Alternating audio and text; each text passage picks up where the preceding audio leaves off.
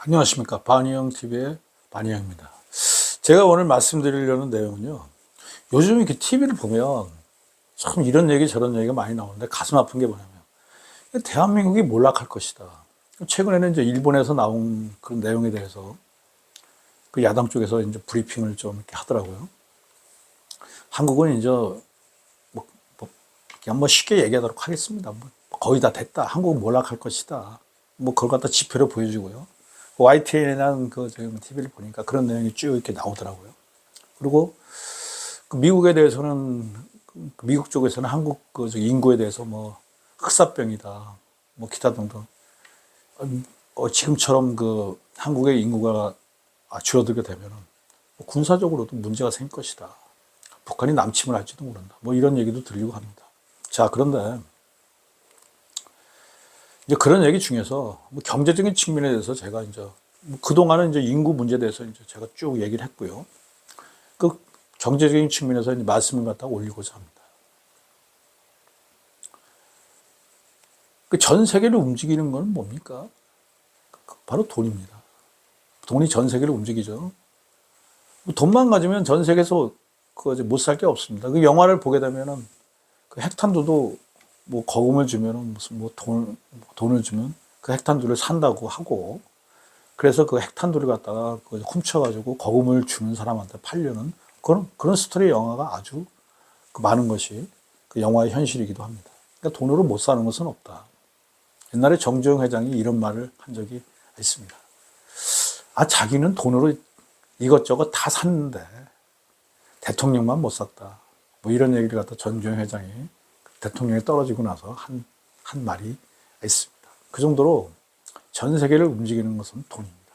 그리고 대한민국이 돈이 많다고 그러면 우리가 잘 먹고 잘 살고 그런 상황이 되겠죠. 자, 그래서 전 세계를 움직이는 돈에 대해서 제가 말씀을 갖다 올리고자 합니다. 단 여기서 제외하는 것이 있습니다. 즉, 인간도 돈입니다. 그러니까 무슨 얘기인 거 아니에요? 옛날에는 노예라는 제도, 그러니까 왕, 귀족, 그 다음 평미, 그 다음 노예로 이어지는 그런 상황 속에서 노예는 바로 사고 팔 수 있는 존재였습니다. 그냥 참고로 말씀드리면요. 조선시대에 노예 있지 않습니까? 여종의 가격이 송아지 가격하고 비슷합니다. 약간 충격적으로 들릴지 모르겠습니다만 그것이 현실이었습니다. 그러니까 송아지 한 마리 가격하고 그 다음에 여종의 가격이 비슷했다라는 그런 말씀을 갖다 올립니다. 다만 돈이 되는 것 중에서 인간은 제외하면서 말씀을 갖다 올리고자 합니다. 지금은 인간은 돈이 되는 존재는 아니죠. 물론 돈이 됩니다. 인구의 그 핵심적인 포인트는 뭐냐면 인간이 돈을 유지시키고 돈을 창출할 수 있는 주체이기 때문에 인간은 돈의 원천입니다. 그러나 여기서는 인간은 제외하면서 돈에 대해서 말씀드리고자 합니다. 자, 전 세계에서 돈이 되는 거 네 가지가 있다고 생각하는데요.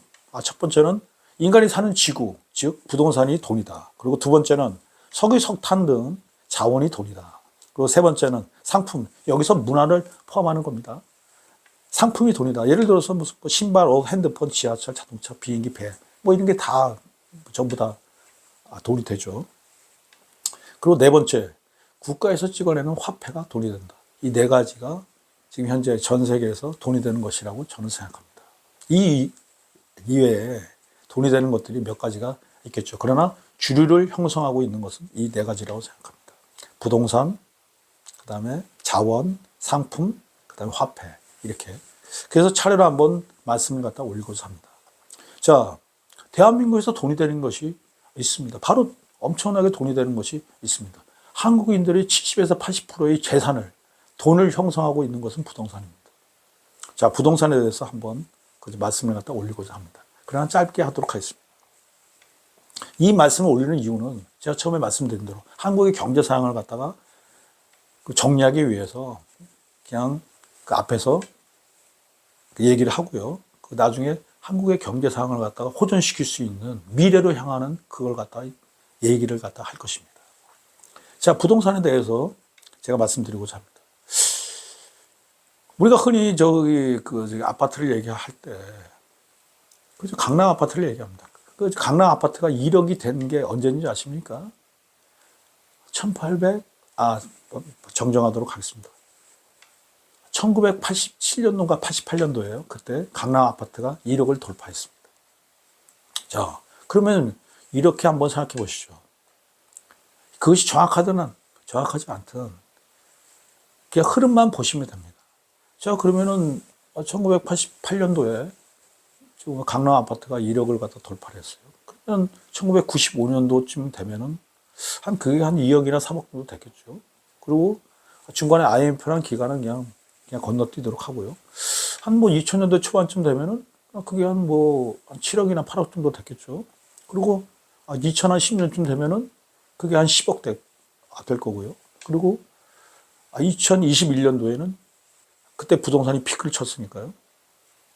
20억을 다 돌파했습니다. 강남 아파트에서 20억 밑으로 떨어지는 아파트는 2021년도에는 거의 없었죠. 제가 이런 말씀을 드리는 이유는 뭐냐면 1억에서 30년 만에 20억이 됐어요. 거기에 핵심이 뭐냐?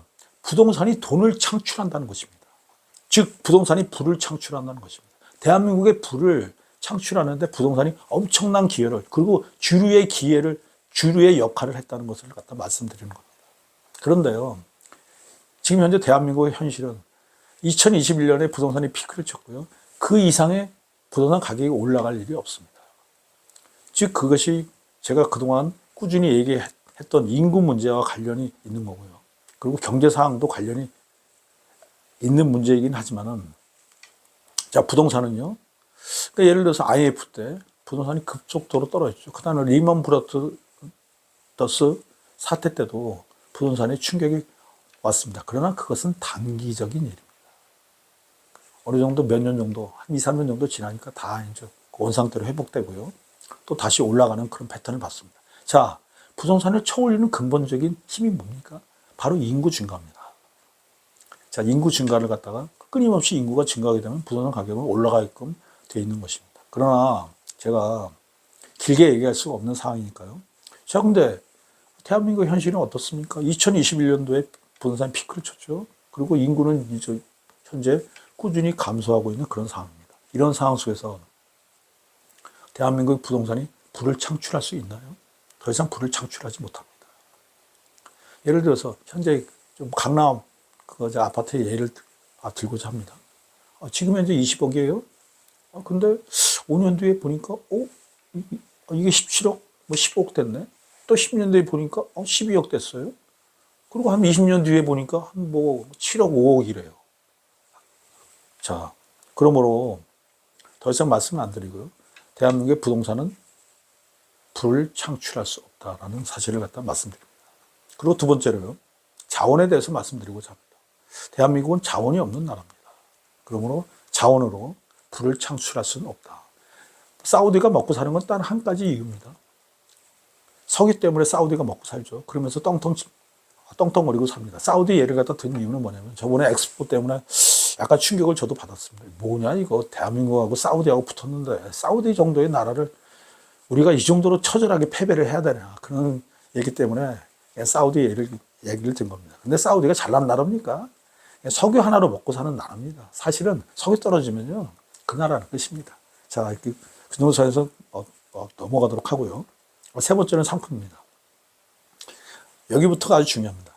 자, 우리가 이제 상품을 갖다 얘기할 때 휴대폰을 갖다 얘기하죠. 그래서 애플이라는 그 회사를 갖다 얘기하고자 합니다. 애플이라는 회사에서 기술을 빼고 나면 뭐가 남습니까? 자, 이건 아주 중요한 문제니까 다시 한번 묻고자 합니다. 애플이라는 회사에서 기술을 빼고 나면 남는 게 뭐가 있습니까? 아무것도 없습니다. 그냥 부동산만 남을 겁니다. 건물. 자, 삼성전자라는 회사에서 기술을 빼고 나면 남는 게 뭐가 있습니까? 삼성전자라는 회사에서 기술을 빼고 나면 남는 게 뭐가 있습니까? 자, 쉽게 얘기하고자 합니다. 남는 거 아무것도 없습니다. 근데 이 대목이 아주 중요합니다. 뭐냐면 기술은 돈을 창출할 수 있는 원천이라는 것입니다. 지금의 애플은 엄청난 가치를 갖고 있습니다. 그리고 삼성전자도 엄청난 가치를 갖고 있습니다. 그 모든 가치, 그 모든 돈, 그것을 갖다 뒷받침하는 것은 기술입니다. 즉 기술은 바로 돈을 창출하는 원천이고, 기술이 급격히 어떤 기업이나 국가나 민족에서 기술이 발전하게 되면 그 국가와 민족은 엄청난 부를 창출할 수 있다는 사실을 말씀드립니다. 자, 연결해서 다시 말씀드리도록 하겠습니다. 고맙습니다. 애나보세 애나보세 우리도 한번 애나보세 애나보세 애나보세 우리도 한번 애나보세